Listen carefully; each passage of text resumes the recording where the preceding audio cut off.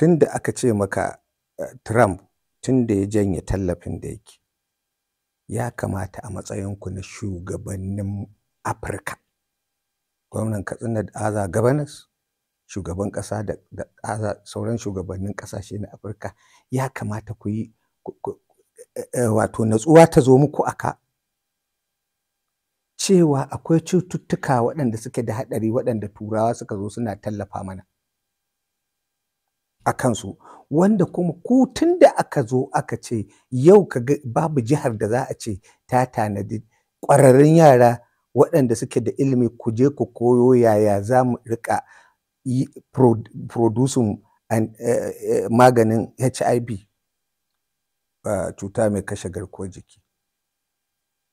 Kuma wanda ya sama ya za mu tallafa masa raɗaɗin kuma ya za a yi mu hana ta tasiri ga wani.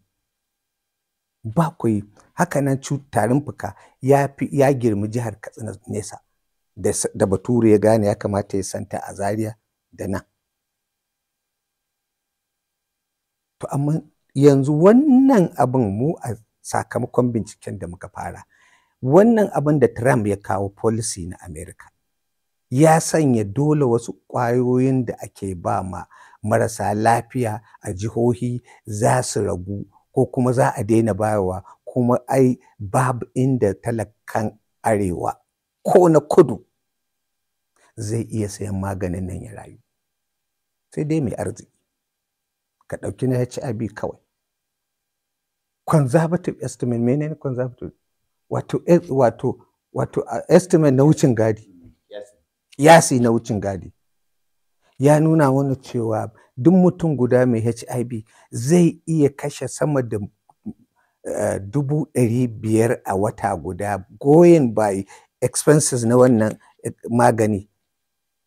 Tsadar wannan magani yadda ake shigo da shi nan. Ai da can ƙungiyoyi na rarrage abin nan ɗin shi, za su ke ba mutanen mu kyauta. To in wannan abu na Trump ya zarce, wani shiri kuka tanada? Me kuka zauna kuka yi? Wace irin ƙasa ce wannan? Ba za ku zauna ku ga ya za ku yi ba? Duk wannan dama-damar da ake ta yi a nan ƙasar, wannan idan ka shekara 3 nan gaba maganin nan aka ce ba shi, farko dai zai ci gaba da yaɗuwa. Da ko ka ga yanzu da wuya ka ji yaɗuwar shi. An kusa mantawa da HIV. Saboda ko wani na da shi saboda shan maganin ba zai iya yaɗa wa mutane ba. Cutar za ta zama an karya ta ita kanta mai karya garkuwa, ita ma an karya garkuwarta. Saboda haka tasirin ta kaɗan ne. Gwamnonin Arewa, mai girma gwamnan Katsina wallahi tallahi kai ne jarumi a cikinsu mu a namu. Don haka ka miƙe ka nemi taro da gwamnonin nan, ku tsaya ku kafa ƙungiya.